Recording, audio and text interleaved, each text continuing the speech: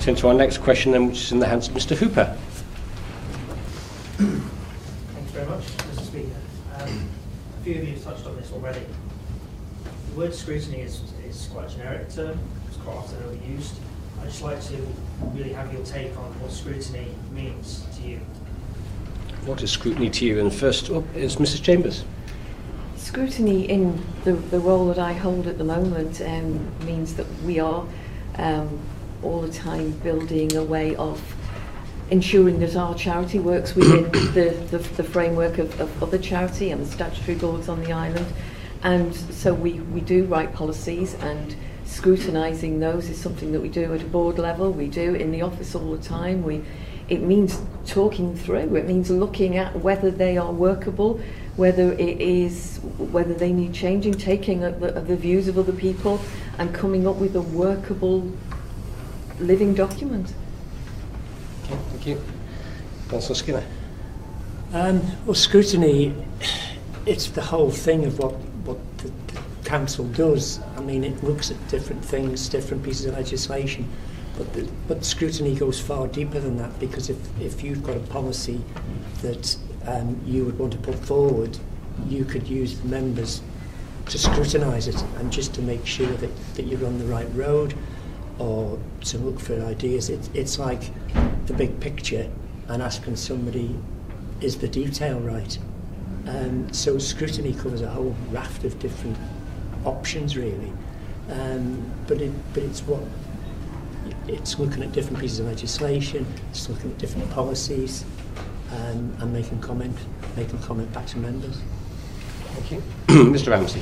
Yeah, as I said before, in terms of Parliament, scrutiny can be technical, looking right at the fine detail of legislation and finance, but it's also the bigger policy scrutiny which I'm interested in, and that's questioning and testing what those policies are, and it can actually help to draw it out as well, to help explain what the policies are. I mean, I have a thing about maybe more focus on the programme for government, and I think there should be a strand of scrutiny devoted to that, to help explain what's going on in that process. Because I think the programme for government is actually, I mean, extremely good, but it's very technocratic, and it's not particularly user-friendly when you look at all these different indicators and so on. And I think an exercise that actually says, what does this mean, you know, and where are you up to, actually would actually help support that process. Thank you. Mrs. Hendy.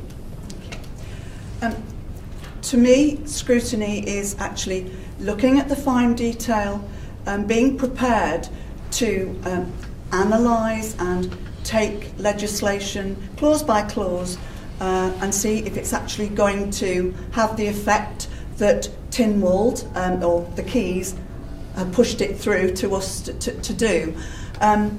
It can turn on one clause, and the whole of a part of an act can actually operate in a different way.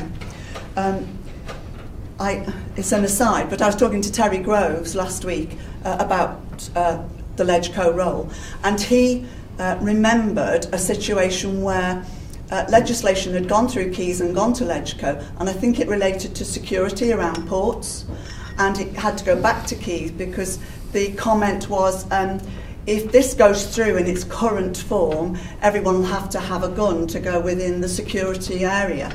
And he said that's the kind of detail that LegCo are having to look at, that level of scrutiny, and it can hinge on even one or two words. So to me, that's what scrutiny means. Thank you. Mr. Hardy. I think fundamentally you need to look at what it is that's presented to you and to fully understand what it is that the MHKs are trying to achieve with that. And I think that our role is to facilitate that as best as possible, to make sure that the thing that is presented in front of us is totally fit for purpose. I think that we need to drill down into the level of detail to make sure that there are no things that might have been overlooked, that there are things that when you look at it from a different perspective, potentially that might have made sense in that light, but looking at it maybe from a different light with the disparate group of personalities and experiences that the 15 candidates have got today, fingers crossed, somebody would pick up if there was something that hadn't been taken account of. So for me, the scrutiny role is to look at what is presented to you, to drill down to the level of detail, to make sure that it is fit for purpose, to make sure that you are fundamentally giving this bill, this act, this whatever's presented in front of you, the best chance of fulfilling its brief. And that's fundamentally what we would be there for if I was lucky enough to be an MLC. Thank you. Mr. Cartledge. Thank you. Yeah, there's very much the technical side of it. We LegCo, I believe, should ensure that everything that is proposed makes sense. The fine detail, as we've already discussed, and I won't go on further about that. But I also think there's the other element of actually scrutinising what you all do and making sure that you are delivering what your electorate have asked for, what's been agreed in keys, policy, procedure, and just making sure that there's an independent role there to make sure that everyone delivers. That, for me, that would be the scrutiny element of it. Thank you. Mrs. Sharpe. Well, scrutiny is something I've done all my working life. I mean, when you work in television, you're constantly scrutinising. So when you're editing, you're listening to every single word which is being said and deciding, do we need this word, do we not need this word, what does this word mean exactly, might it mean something to one person and something else to somebody else. Because I'm used to scrutinising every single word which I hear or read. For example, when I was reading the abortion reform bill the other day, I noticed that in Part 2, Clause 16, subsection 13D, there was a reference to the fact that counselling should be received by the woman from organisations representing disabled people. And I thought, hang on, should we be referring to disabled people as disabled people? Should it not be people with disabilities or people with impairments? Because I think that is a discussion which has gone on in the past as to how disabled people should be referred to. So I think that I do have the ability to scrutinise and to pick up on fine details.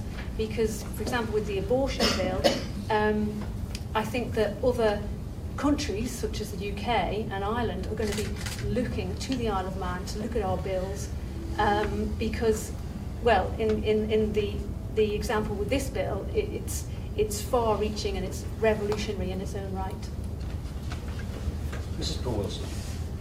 I think scrutiny comes in different forms. I think there is a place, very definitely, for what I would call technical scrutiny, which is the detail, and it is making sure that the intention behind a piece of legislation is going to be fulfilled by the language and the way the legislation has been structured. I think members of the Legislative Council should put a great emphasis on that, because the one thing that Legislative Council do not have, as opposed to members of the House of Keys, is they don't have a day-to-day constituency workload. So I think there's a very important emphasis that members of LegCo should put on that.